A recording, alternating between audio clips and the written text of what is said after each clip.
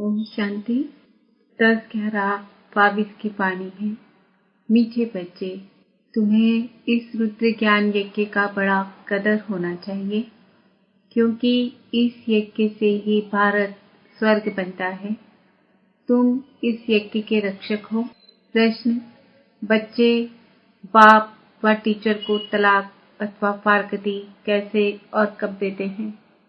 उत्तर: जब बाप अथवा टीचर को भूल जाते हैं, मुरली मिस करते हैं, पढ़ते व सुनते नहीं हैं, तो गोया बाप को फारकती व तलाक दे देते हैं। बाबा कहते, बच्चे तुम मुझे तलाक कभी नहीं देना। प्रश्न: तुम्हारा सत्य ज्ञान मनुष्यों को मुश्किल समझ में आता है, क्यों? उत्तर: क्योंकि यह ज्ञान परंपरा नहीं चलता है, अभी ही प्रायः लोप हो जाता है। इस ज्ञान का किसको पता ही नहीं है। यह नया ज्ञान है, इसलिए उन्हें समझने में मुश्किल लगता है। गीत। पितु मात सहायक स्वामी सखा। ओम शांति। जिसके साथ बच्चों का अभियोग है, उनकी बाहर मनुष्य महिमा गाते रहते हैं। तुम उनकी याद में बैठे हो। अपने को आत्मा समझ देह का अभिमान छोड़ एक की ही याद में रहना है। अभी तुम आत्माभिमानी बने हो, पहले थे देह अभिमानी। सतयुग में तुम पाप को नहीं जानते, क्योंकि सुख में होते हो तो पाप याद नहीं रहता। यहाँ दुखों में हो तब पुकारते हो। गायन भी है दुख हरता सुख करता। वास्तव में सच्चा सच्चा हरिद्वार यह है। मनुष्य हरि कहते हैं श्री कृष्ण को, वैकुंठ को श्री कृष्ण का हरिद्वार कहते हैं।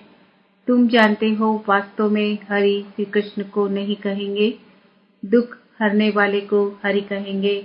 तुम जानते हो शिव बाबा श्री कृष्ण का द्वार अथवा वैकुंठ सतयुग का द्वार खोलने आया है। कोई मकान बनाते हैं तो कोई ओपनिंग सेरेमनी करते हैं ना, तो बाप आया है हरिद्वार की सेरेमनी करने। कृष्ण की राजधानी में कंस तो होता नहीं है। बाप द्वारा हम स्वर्ग का वर्षा ले रहे हैं। बाप ही आकर स्वर्ग के स्थापना की सेरेमनी कर रहे हैं। स्थापना को सेरेमनी कहा जाता है। मकान का पहला फाउंडेशन लगाया जाता है, फिर मकान बनकर पूरा होता है, फिर सेरेमनी की जाती है। तो बाप फाउंडेशन लगाने आया है।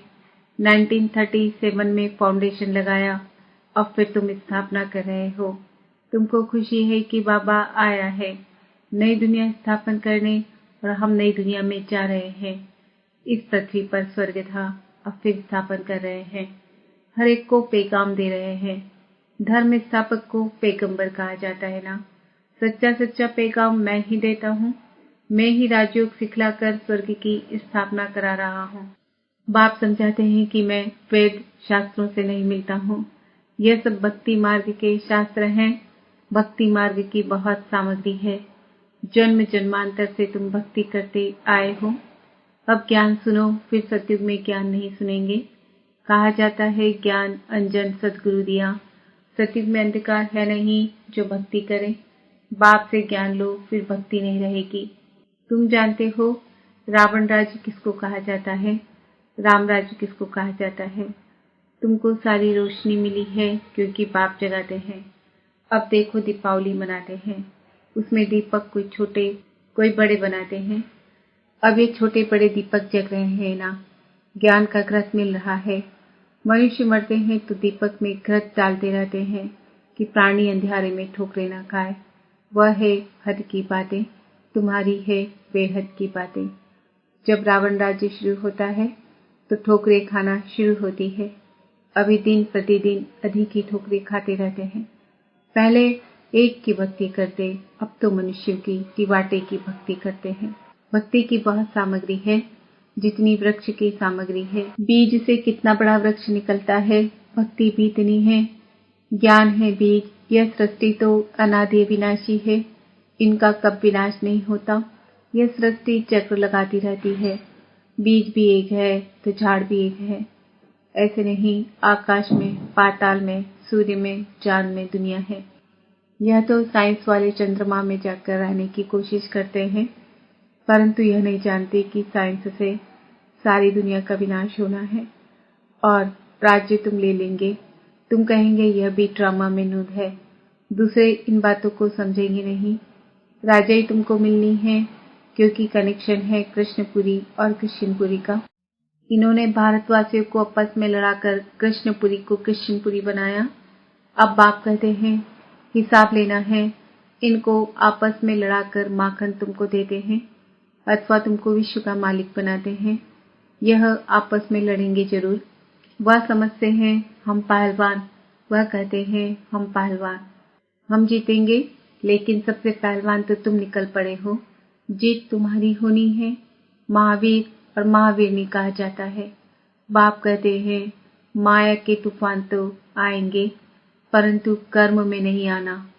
योग बल से स्थापना हो रही है और बाहुबल से विनाश हो रहा है। उठते बैठते चलते फिरते बाप को याद करना है। इसको कहा जाता है योग बल। फिर ज्ञान बल कहा जाता है। ज्ञान बल क्यों कहा जाता है? क्योंकि शास्त्रों में बल नहीं है, उनसे कोई को मुक्ति, जीवन मुक्ति नहीं मिल सकती, इसलिए उनको ज्ञान नहीं कहा जाता। भक्ति के शास्त्र कहेंगे, ज्ञान का कोई शास्त्र होता नहीं। अब जो राम के पुस्तक बने हैं, वह जो भी शास्त्र आदि हैं, सब लड़ाई में खत्म हो जाएंगे। झूठी गीता, सच्ची गीता सब खत्म हो जाएगी, क्योंकि सद्गति मिल जाती है, सब कामनाएं पूरी हो जाती हैं, कोई कामना रहेगी नहीं। अब तुम 84 के चक्र को जानते हो। तुम अभी बेअंत नहीं कहेंगे। बेअंत कहते हैं नास्तिक, कहते हैं गॉडफादर, परंतु नाम रूप देश काल कर्तव्य को नहीं जानते। तुम उनके नई दुनिया की स्थापना, पतितों को पावन करने के कर्तव्य को जान गए हो। मनुष्य तो रावण को जलाते हैं, तुमको तो अब हंसी आती है। जन्म जन्मांतर तुम भी रावण को जलाते थे। अभी तो रावण राज्य का विनाश होना है। फिर आती है दीपावली, वहां घोर सोच रहा है, उसको राम राज्य कहते हैं।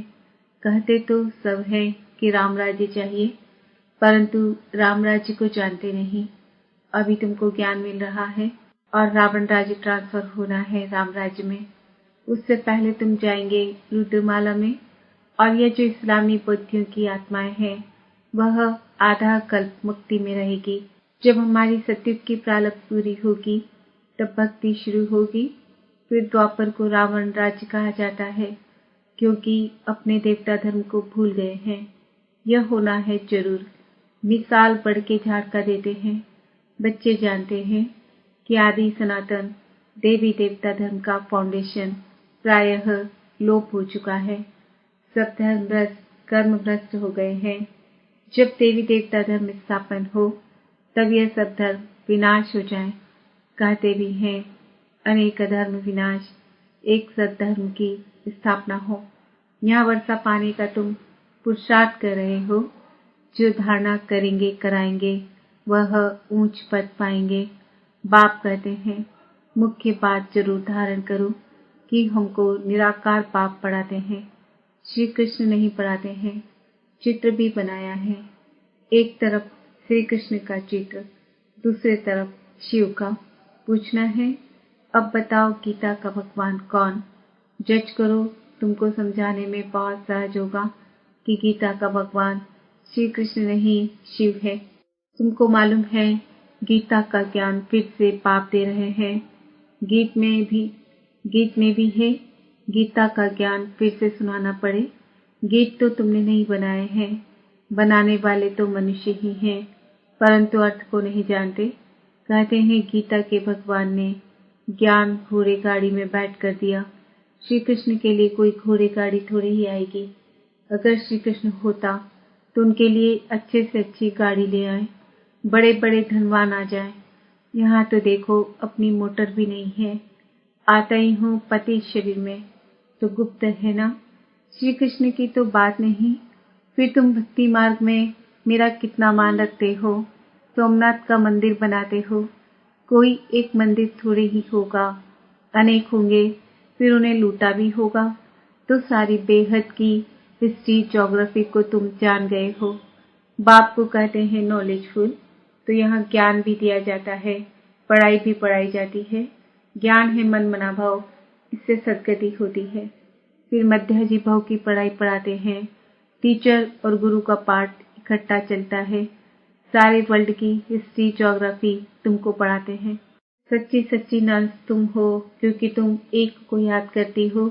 नर्स को गले में क्रॉस पड़ा रहता है, क्राइस्ट को याद करती है, समझती है क्राइस्ट गॉड का बच्चा था। तुम जानते हो कि क्राइस्ट कोई गॉड का बच्चा नहीं था, क्राइस्ट की आत्मा गॉड का बच्चा थी। ऐसे तो हम सभी हैं। बाप आकर 3 धर्म स्थापन करते हैं। तुम ऊंचे ते ऊंची चोटी ब्राह्मण हो, क्योंकि तुम ऊंच ते ऊंच विश्व की सेवा करते हो। मनुष्य को आत्मा का ज्ञान देते हो। तुम आत्मा को बाप से वर्षा मिलता है। बरोबर बाप कल्प कल्प के संगम युगे वर्षा देने आते हैं। शास्त्रों में तो युगे युगे लिख दिया है, कल्प अक्षर बीज से निकाल दिया है। उनका नाम ही है पतित पावन। तो युगे युगे आकर क्या करेंगे? कल्प में एक बार आकर पावन बनाकर चले जाते हैं। तो बाप कहते हैं मुझे तलाक मत देना। आजकल स्त्रियां पति को तलाक दे देती है, वैसे हिंदू नारी पति को कभी तलाक नहीं देती थी। तुमको मुरली सुननी है जरूर। मुरली नहीं सुनते हो तो गोया बाप टीचर को भूल जाते हो। यह भी जैसे तलाक हो गया। तुमको भी कितना अटेंशन देना है। अब नापास होंगे तो कल्प कल्पांतर नापास होंगे। अंत में सबको मालूम पड़ जाएगा कि किस किस ने कितनी पढ़ाई पढ़ी थी। सब कहते हैं कि शांति चाहिए, गोया मुक्ति चाहते हैं। कहते हैं कि दुख में सिमरन सब करें, तो आधा कल्प सुख और आधा कल्प दुख है। सुख दुख का खेल भारत पर ही है। तुम तो कहेंगे हम ही देवता, हम ही क्षत्रिय, हम ही वैश्य, तो हम सो का अर्थ भी तो कोई नहीं जानते हैं। तो बाप कहते हैं मन मना भव मध्याजी भव। खुद धारण कर औरों को धारण कराए तो अहो सौभाग्य। याद से ही विकर्म विनाश होंगे। कहाँ गंगा में स्नान करना, कहाँ योग में रह पावन बनना। बच्चों को यज्ञ के पैसे की बहुत कदर होनी चाहिए, क्योंकि इससे भारत स्वर्ग बनता है। बाप है गरीब निवाज। गरीबों की पाई पाई पड़ेगी तब वह साहूकार बनेंगे। स्वर्ग में हेल्थ वेल्थ हैप्पीनेस है। अगर हेल्थ वेल्थ है तो हैप्पीनेस भी है। अगर हेल्थ हो वेल्थ ना हो तो हैप्पीनेस हो नहीं सकती। सतयुग में हेल्थ वेल्थ है तो सदैव हैप्पी रहते हैं, वहां कभी रोते नहीं हैं। तो तुमको भी यहाँ रोना नहीं है, परंतु माया के तूफान मुरझा देते हैं। हेल्थ मिलती है हॉस्पिटल से और वेल्थ मिलती है पढ़ाई से। तो देखो मेरे बच्चे कितने गरीब हैं। 3 पैर पृथ्वी में हॉस्पिटल खोल देते हैं, जहाँ से ही सबको हेल्थ वेल्थ मिलती है। अच्छा मीठे मीठे सिक्किल दे बच्चों प्रति माता पिता बाप दादा का याद प्यार और गुड मॉर्निंग। रूहानी बाप की रूहानी बच्चों को नमस्ते। हम रूहानी बच्चों की रूहानी बाप दादा को याद प्यार गुड मॉर्निंग नमस्ते ओम शांति। धारणा के लिए मुख्य सार, माया के तूफानों में कभी मुरझाना नहीं है, सदैव खुशी में रहना है। हमको निराकार बाप पढ़ाते हैं, इस नशे में रहना है। इस झूठी दुनिया में कोई भी कामना नहीं रखनी है। वरदान, हर रोज की मुरली के साधन द्वारा व्यर्थ को खत्म करने वाले पास विद ऑनर भव। हर रोज की मुरली मन को बिजी रखने का साधन है। मुरली की कोई भी पॉइंट पर मनन करते रहो तो मन बिजी रहेगा और व्यर्थ स्वतः खत्म हो जाएगा।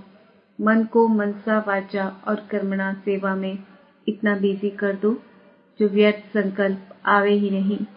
तभी फाइनल पेपर में पास विद ऑनर हो सकेंगे। अगर व्यर्थ संकल्प चलने का अभ्यास होगा तो समय पर धोखा खा लेंगे। स्लोगन, प्लान को प्रैक्टिकल में लाने के लिए पालक और मालिकपन का बैलेंस रखो। ओम शांति। आज का सम्मान है, मैं आत्मा